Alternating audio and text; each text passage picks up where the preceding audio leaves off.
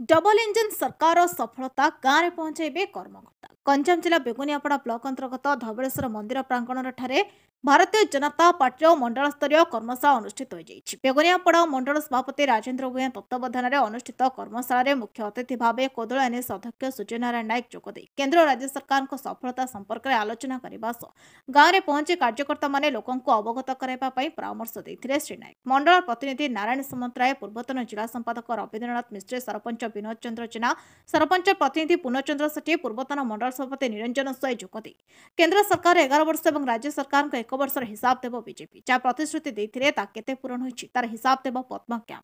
कौन प्रतिश्रुति देते केते पूरा कले 1 वर्ष पूर्ति नहीं राज्यवासी को हिसाब देवे नेता सरकार को जनहितकर योजना संपर्क में आलोचना करथिले। नारायण सुमंतराय अंगारंगा मंडल प्रतिनिधि आज आम सरकार जो 1 वर्ष पूर्ति होगा सरकार एवं केंद्र सरकार जो 11 वर्ष पूर्ति उपलक्षे आज आम मंडल स्तरीय बैठक होता ये आम बहुत माने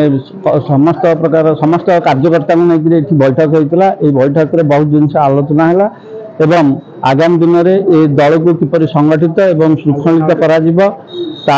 ध्यान दिया एवं ये किसी कर्मी मतामत बैठक पूर्व नौली कर्मी मान सहित आम पुराणा कर्मी सहित बस आलोचना करूँ से किसी दुख प्रकाश कले मन में किसी क्षोभ रही से प्रति टी अवहेला हो समाधान करने आमर जी आज कार्यक्रम मुख्य आकर्षक थे आमर कोदला एनएसी चेयरमैन सूर्य नायक से भी कहले जो विधायक एवं सांसद सहित जोगाजोग कर पुराणा कर्मी मानकर जो अवहेला होती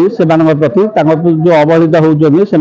गुरुत्व देवे एवं आगामी दिन में से कर्मी मान नहीं संगठन को आगक बढ़ावा चेष्टा करेंगे आशा और विश्वास रखीचु। राजेन्द्र भूया अंगारंगा मंडल सभापति आज कार्यक्रम थिला केन्द्र 11 वर्ष पूर्ति ओडिशा सरकार 1 वर्ष पूर्ति उपलक्षे आमर प्रत्येक अंगारंगा मंडल प्रत्येक कार्यकर्ता को प्रेरणा दिखाई जे गाँव रु गाँ बुली प्रत्येक परिवार नागरिक मान को सचेतन कराइबे ओडिशा सरकार ये योजना उपरे एवं ता सहित संगठन उपरे आलोचना होती आगामी दिन में संगठन को भली भाव सुदृढ़ करा एवं जोटी किसी न किसी त्रुटि रही आलोचना करी तार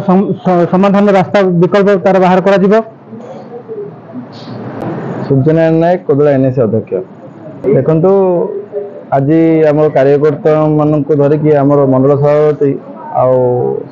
धरिकी आज प्रोग्राम है एमर राज्य सरकार 1 वर्ष और केंद्र सरकार 11 वर्षर जहाँ जहाँ आम देशपाई आम राज्य कर से कथा गुड़ा आमर कार्यकर्ता माने जाइकी जो